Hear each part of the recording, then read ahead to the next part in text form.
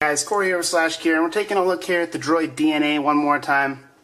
I wanted to show you guys a little bit more about the phone as far as the hardware and software instead of just, the usual unboxing video here. So as you can see here, we have this large, massive 5-inch smartphone here from HTC and Verizon. And we already should know plenty about it already, so I'm not going to really jump into specs or whatnot too much, but just hit the basics here. Android 4.1 Jelly Bean.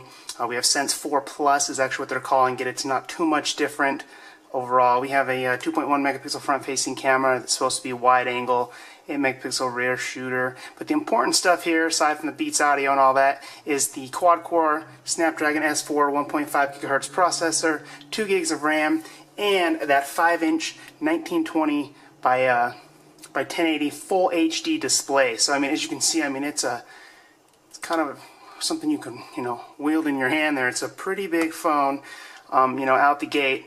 But other than that, that's just a quick rundown on the specs here. So the screen, I mean, it looks great.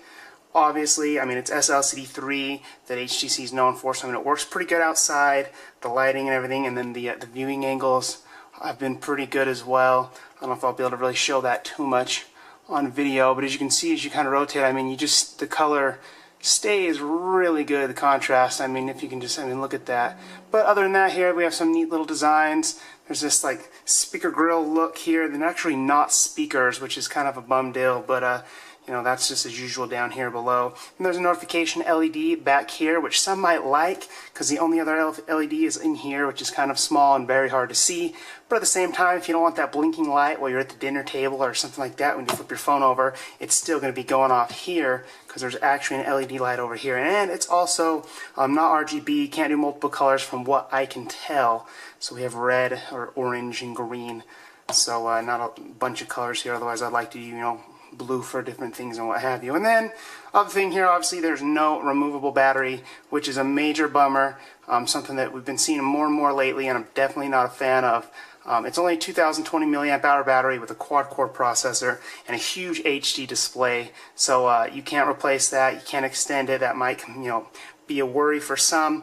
Battery for us here at Android Community has been a bit of a toss-up. A few days I barely got more than like 6.5 to 7 hours of pretty decent usage, but then the other times I've had like 12, 13. But I'd say for the average user it should be fine, but a power user is definitely going to be reaching for a charger halfway through the day. And then we have a door here on the bottom for the USB, and I'm not a fan of this either. Old school Nokias and Sonys, back in the day, you charge once every 4 days. That's not too bad. When I'm plugging this in twice and then I'm trying to fumble with this and get it to go in, I'm not really a fan of the little button there, to be honest, or the little door there at all. But I mean, while trying to find that and unplug it, and then hold it out of the way while driving to plug in a USB. Yes, I plug my phone in while driving. It's been kind of I don't know. I'm not a fan. Let's just say that. But enough of that here. Everyone's different on that. So as far as the hardware and software, we have Android 4.1 Jelly Bean here and Sense 4 Plus. And as you can see, you have that same, lock screen as usual, where you can slide right into, certain things. Let's not get that going here. Messages. Go right into the internet. And then here's their browser, which, being this HD display, just looks great. I don't know if you can see that very well on screen, but everything ends up extremely crisp and actually pretty impressive as far as text on browsing the web and what have you. But a couple things here. You push and hold the home button here to go to Google Now, which we all know. Google, what's the weather in Las Vegas? It's 68 degrees and partly cloudy in Las Vegas. Will it rain this week in Las Vegas? Oops. Go to androidcommunity.com. Opening webpage. Go to webpage. So we have Google Now. We have the new, some camera features. Obviously, Sense changes the cameras on their own with HTC and their image sense processing. So not a lot of that's new. But as far as the software here, I mean, it's still everything we know about HTC Sense, and it's extremely quick, as you can see here. I've loaded up a bunch of apps and whatnot, so don't mind everything in here, but as you can see, it's just everything's extremely smooth and stable. We have this ongoing connect to Wi-Fi, which is a major bummer. There's no way to disable that. So I mean, it's always telling you to connect to Wi-Fi. That's kind of an ongoing theme here with Verizon. But they do have quite a bit of settings in the Wi-Fi, options here. When you come in, go to Advanced. You can block networks. You can notify me when networks are available. Keep it on during sleep. Use best Wi-Fi performance. If you enable that, it actually consumes more power. I don't know if you can see that on screen, but they have a best Wi-Fi performance button. It's actually disabled right now, so my battery life would probably be worse if I turn that on. And then never turn on auto Wi-Fi, a few things like that. But there's no way actually around that. Ongoing consistent notification up here. And if you turn on NFC, you get the same problem.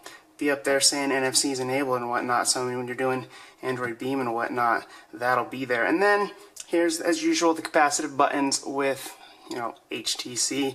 You push and hold that, and it gets to your your recent apps, which is decent. Obviously, I mean, I'm a fan of Android 4.1 much more, or stock Android. You swipe up to clear these different things you've been doing here, but then when you go to something like the browser, I think I just killed it, and then you go to the multiple tabs here, it's not the same. I mean, it's similar. You can't swipe them to clear them. Instead, you have to, go back to those old school methods where you have to find the little X, so that not too uniform there between, multitasking with open windows and open tabs. I kind of figured that would be kind of uniform, but I mean, other than that, everything's great. Camera's pretty impressive. Let's see what I have here. One of some of those screenshots. A couple neat little animations as you go through them. But then, I mean, obviously the screen is amazing. Going to something here. Let's find something good here. A movie. I have some movies on here somewhere. Some Transformers. Then Beats audio integration. The audio is great.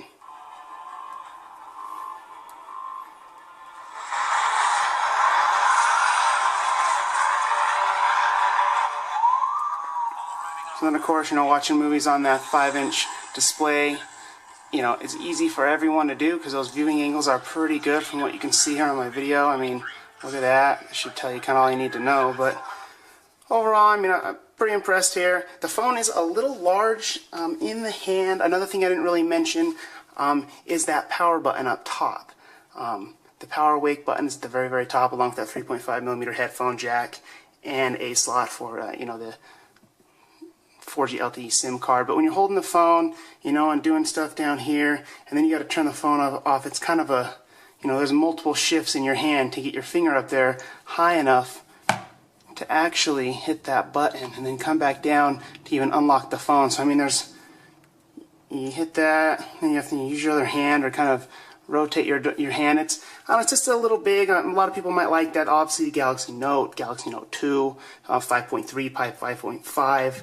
So I mean, this definitely isn't the biggest phone, but it's certainly pretty large. So that might be something that users might want to give it a try in the store before you try it, or before you buy it, just to kind of see if it's going to do for what you need. But then other than that, I mean, since here they've kind of changed a little bit. It's slightly closer to Android 4.1 Jelly Bean, but still very much Sense.